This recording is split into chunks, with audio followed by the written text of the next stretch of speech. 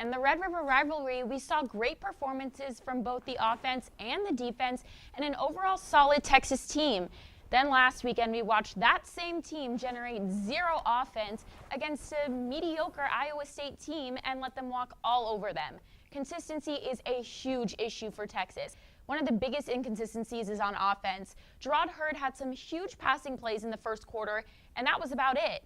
Hurd started out 2 for 3 with 121 yards and then completed 4 of his next 9 passes for only 22 yards.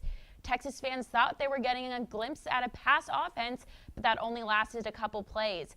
After the game, Charlie Strong shared with the media that in his halftime speech, he told his players that the Jayhawks were simply outplaying them, and he wasn't wrong. Even though the Horns took on a 0-8 Kansas, there were definitely some positives to take out of this game. The offense had a total of 598 yards, and the defense had 6 sacks. I also love that we saw some variety on offense, like you were saying. Last week, it seemed like every single play was an attempt for Jay Gray to go up the middle, only to get a short gain, and that obviously did not work. Against Kansas, we saw passes, we saw runs, we just saw more. Individually, the 2 biggest performances for me came from underclassmen. First, freshman safety Deshaun Elliott, who had to step up due to an injury-plagued defense, had 2 interceptions on Saturday. The other positive came from sophomore running back D'Onta Foreman.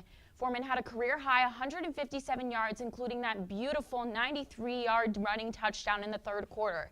That is the 3rd longest run in Texas history. Foreman now has 2 of the 12 longest runs ever scored by a Longhorn.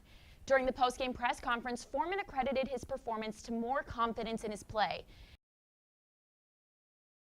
Gerard Hurd and his offense obviously have the ability to make big plays, but they need to do it every week, home and away.